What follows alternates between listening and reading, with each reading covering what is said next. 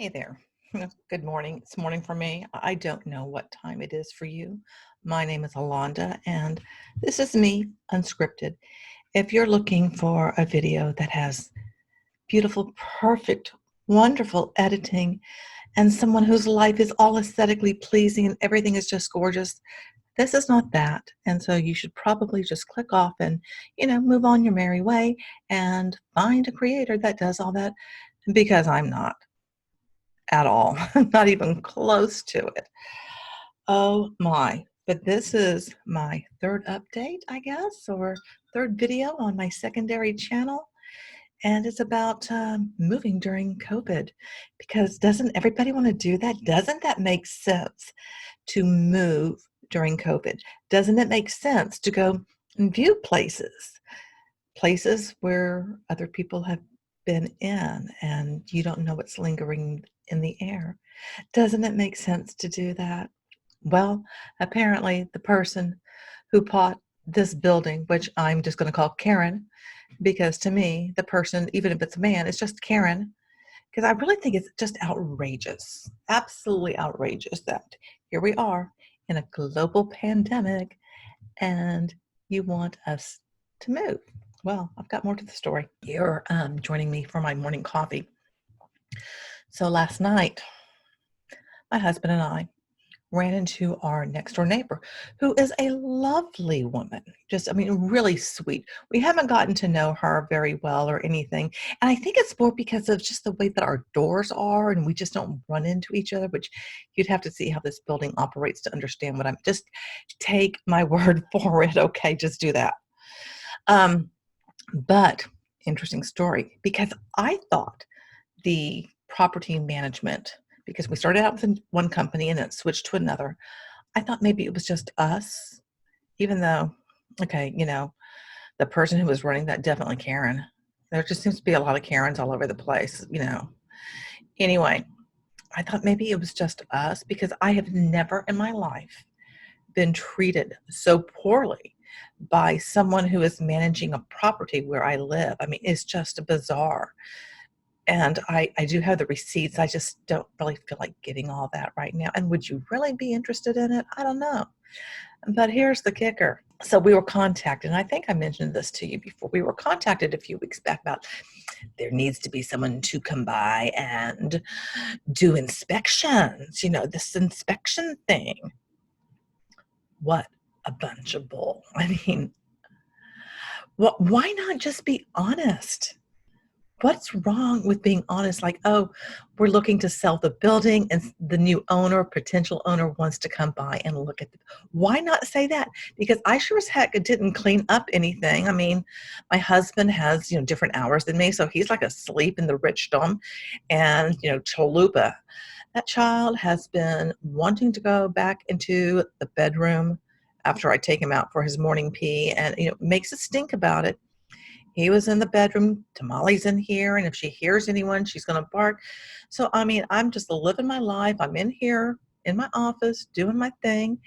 And what's interesting is that he started knocking on what's technically our front door, but we use it as our back door because it's just a pain in the butt to get to. That's what I mean. Like if you don't know what this building looks like. So our next door neighbor, she let them know, like when they started knocking on the front door, they don't really use that door. They didn't care at all and just continued on knocking. And it takes me a while to get over there because there's lots of doors in this place. It's like, everywhere you turn, there's a door.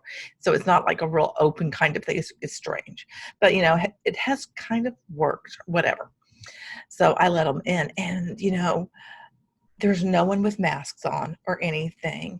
And there's no one who looks official. So I'm like, something's up with it.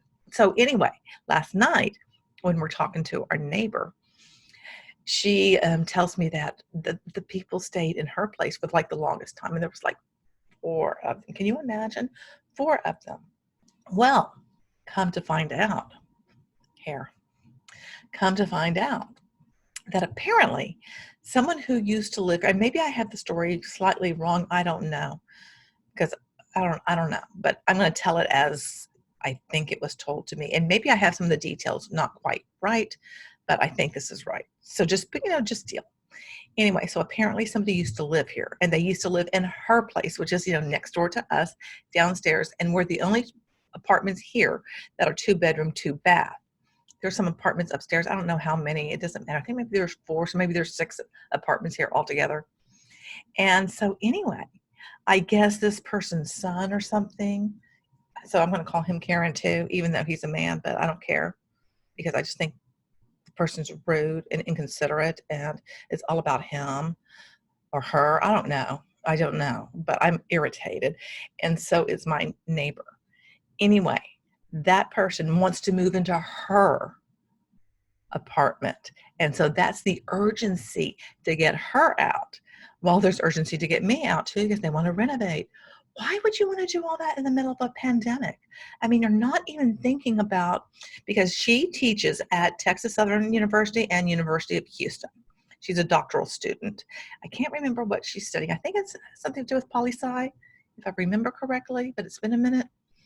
Anyway, so her proving her income is going to be a challenge right now because of what's going on in the world. Same thing for my husband, because the restaurant shut down. Then it slowly opened at 25%, which, no server or anybody could go back there. My husband is a wine guy. So, his income has not been what it is normally. Now the seating is back down to 25%. He's working like maybe part-time. So things are a little bit, different for a lot of us. Do they think about that? No. Because it's all about, Karen getting what Karen wants and, living her best life, and to hell with everyone else. So also, here's another kicker. Now, this property management company, which is atrocious. If you ever know somebody moving to Houston, tell them to run. If they see Houston leasing and management, run the hell away, because you do not want to deal with this company, because they're terrible to the people who are like trying to pay money and stuff. Maybe they just look after the owner. Maybe she's just a bitch to everyone. I don't know. I can't imagine her being a nice person, because just so sour and so snippy and so self-righteous, and just does not come across whatsoever as a good person. So anyway, my neighbor, like I said, she, teaches at a couple of places. And in the spring, was it in the spring or was it in the fall? It was in the fall. Okay. It was in the fall when this transition happened. And, it was like right before we were supposed to pay rent. And so she was like steady calling, like all the time, the new number, trying to figure out, well, how am I going to do this? Because we were given nothing at all. All of a sudden, things just changed and we had no clue. Well, apparently she was home one day, because she is working from home a couple of days a week, and she was like sitting there grading papers and stuff. And this person who runs this Houston management, leasing man, whatever the company is called, do you see how much I really care, comes in and looks at her, because my neighbor's name, I'm just going to say Tammy, which she doesn't look like a Tammy because she's a Black woman. And so this person who just opens the door, who is the property manager, is like taken aback. And I knew when my neighbor Tammy was telling me, it was because this person was racist and was just like, well, why are you here, sort of a thing. I mean, just rude. Well, she was so upset, like when there was this transition thing, that what she did was she put together a cashier's check for 3 months. So this is when like COVID first started, and took it over there in person.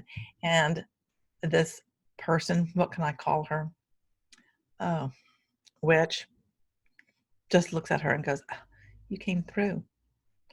Like she was shocked. Like, what? Do you expect that, Tammy was not going to come through on her word if she said, this is what I'm going to do, that she was lying? That seems to be what the implication was. Yeah.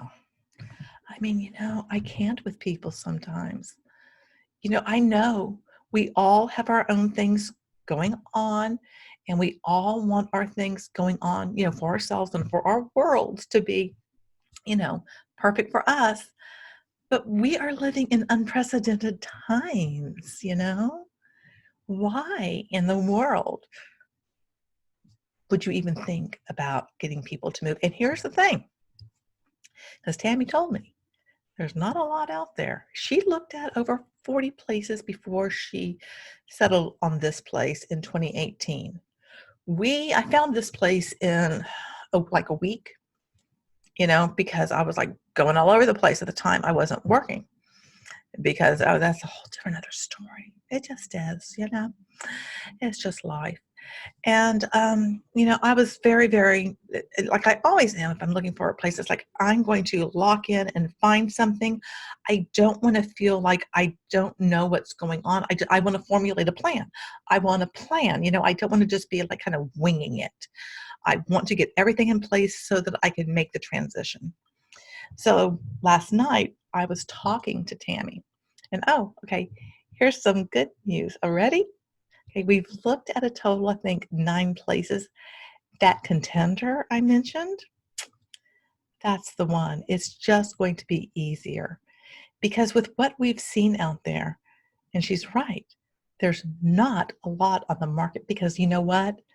Most sane people, they're not moving. They're not saying this is time to get up and go. Most sane people who are renting aren't giving up their apartments.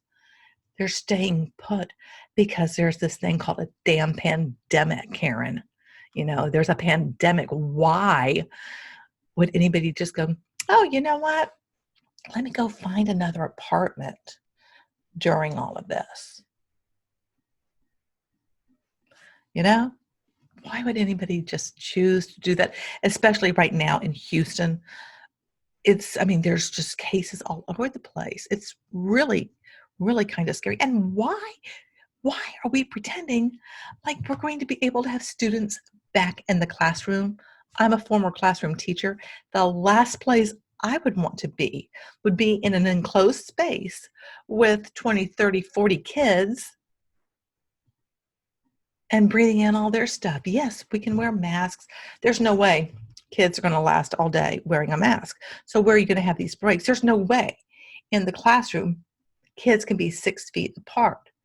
There's no way that the teaching methodology can be the same because so much of it depends on cooperative learning, sitting in pods, working in groups, sharing things. That's out the window. I can't imagine. And if I had kids of school age, no, there's no way I would want to send my child into because I don't know what they're going to bring home, I think it is just wishful thinking. I honestly do. I know I took this in a different direction, but this has been something that's been on my brain. And maybe you feel differently. Maybe I'm being uber paranoid. I honestly don't think so. Think about this.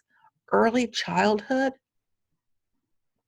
those kids, they want to be all up over you, and snot and tears and poop and pee. They're just a little germ factory. As precious as they are, a little germ factory.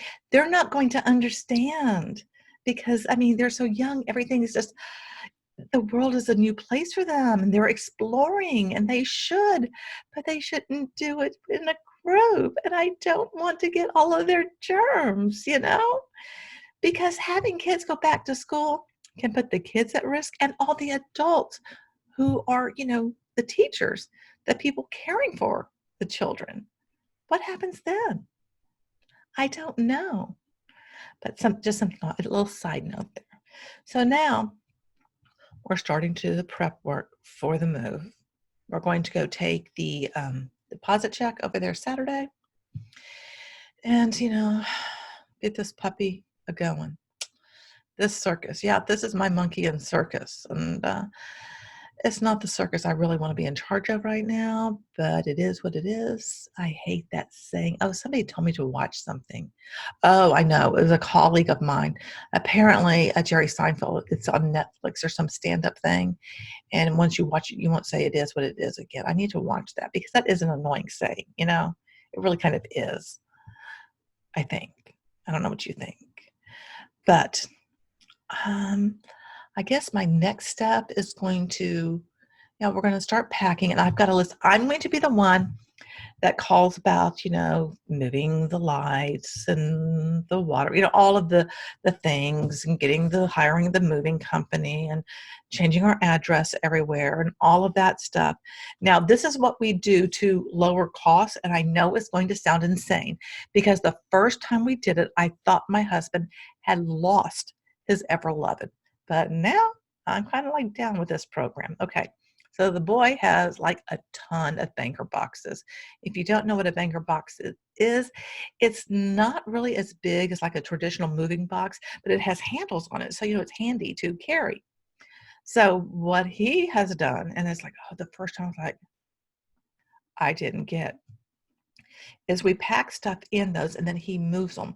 So he's going to move over to the new place and it's upstairs. So that's going to be up and down those damn stairs. Move something like 200 bankers boxes over there, because imagine if you're having a moving company do it.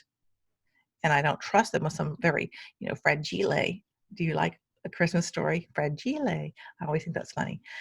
Stuff that I don't want anything to happen, And I've had things happen, especially when I moved to California and back, and some things that are irreplaceable, which really kind of pisses me off, but that's a whole different story. So we're going to do that, and then he will also move over some small pieces of furniture, anything to kind of just shrink it down, because honestly, it shouldn't take them more than 3-4 hours max to move out the pieces, get them over there, and move them to where we want them, because we're going like, I don't even think 2 miles from where we live. So it's not far. Everything is right here. And we're going from downstairs 1 story to an upstairs 1 story, if that makes any kind of sense. So it should be fairly straightforward. It really should. Our move over here, maybe I'll tell you about that sometime. I guess this was kind of a story time. Maybe that's what this channel is right now, but I will be doing some reviews on some stuff. I'll be doing some other things that I just don't think is appropriate for my main channel, which is the Recovering Hunbot. So yeah, that's what it is now. And I guess I'm going to finish my coffee. Oh yeah, I don't know if I told you this, but I'm going to tell you now. So for work,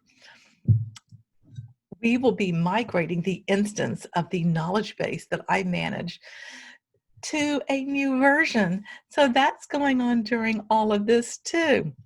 I don't know if you know anything about doing that, but literally I have like thousands of documents that have to move from one system to another. And it's a pain in the butt, and that hasn't really kicked off. I'm not really sure what the process is. That's a different story. There's just so many stories, What can I say? I'm just a person with a lot of stories. I'm just talking to you about my life, and maybe you don't give a flying monkey's nut. Maybe you do. I don't know. But I'm going to go and finish enjoying my coffee, and I will let you know what happens next, what our next steps are. Maybe I'll do some other things. I think for my main channel, The Recovering Hunbot, because there's some stuff about this Jeffree Star thing that I do want to talk about. There's some drama going on in the beauty community. But I see this weird sort of connection to multi-level marketing. I know, kind of weird, but you'll just have to hear me out. And that video is probably going to be very much like this, just me sitting all chill and unscripted, just me talking to you with, whatever story I'm getting into. And so this is going to be basically thoughts and opinions and observations about that whole mess. So until next time, remember, you're beautiful and I love you.